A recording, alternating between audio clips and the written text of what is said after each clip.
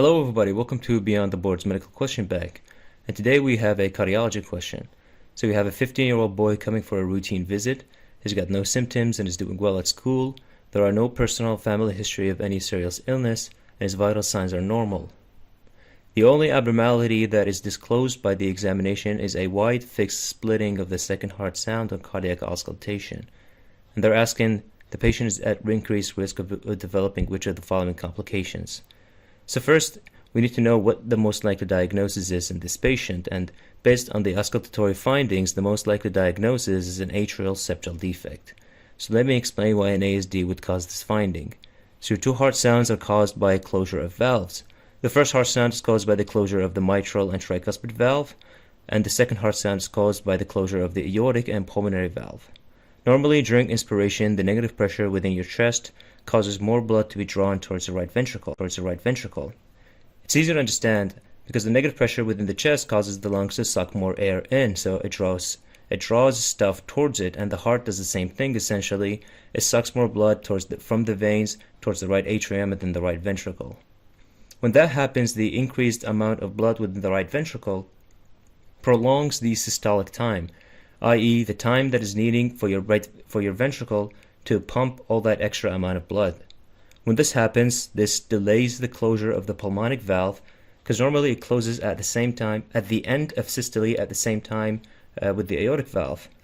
But if the systolic time is prolonged, there will be a delay in its closure. That means the pulmonic and aortic valves will not close at the same time, and therefore the second heart sound will be split during inspiration, but during expiration it becomes single again. This is normal. In an atrial septal defect or ASD, because of the left to right shunt created by the ASD, receiving more blood irrespective of the respiratory cycle, so not just during inspiration, but rather during both inspiration and expiration. Hence, the amount of time that is needed for the right ventricle to pump that extra amount of blood will always be increased, and hence the second heart sound will always be split. This is called wide fixed splitting of the second heart sound.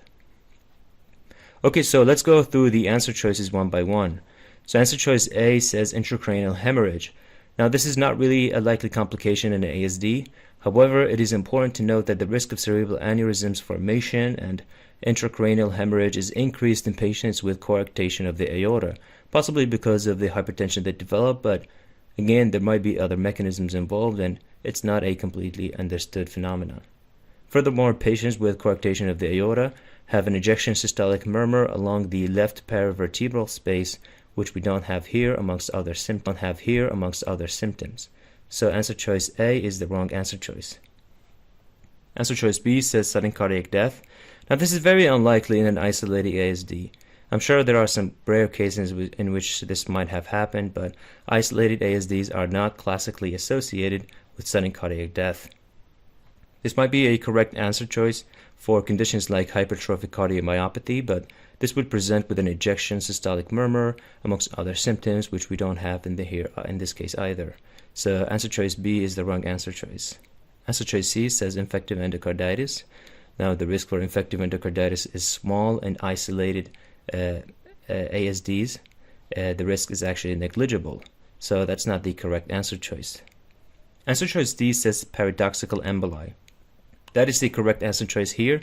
A paradoxical embolus is a well-recognized complication in atrial septal defects in a foraminal valley, and less commonly in a ventricular septal defect. A paradoxical embolus refers to when an embolus in the venous system reaches the right side of the heart and then passes through a shunt towards the left side of the heart, where it can then be pumped by the left ventricle to other organs, potentially causing ischemia there. So answer choice D is the correct answer in this case. Let's just quickly go through answer choice E, aortic regurgitation. This is not associated with an ASD. However, it is good to know that mitral regurgitation might be associated with an ASD, but not aortic regurgitation. So the takeaway from this question is to recognize that a wide fixed splitting of the second heart sound is very characteristic of ASDs, and that a paradoxical embolus is a potential complication. Other complications include Eisenmenger syndrome or atrial arrhythmias like atrial fibrillation or SVTs. If you want to learn more about ASDs, I have a separate video talking about it, so go ahead and check it out. Please give this video a like and comment something nice. I really appreciate that. I hope you learned something new today, and thanks for watching.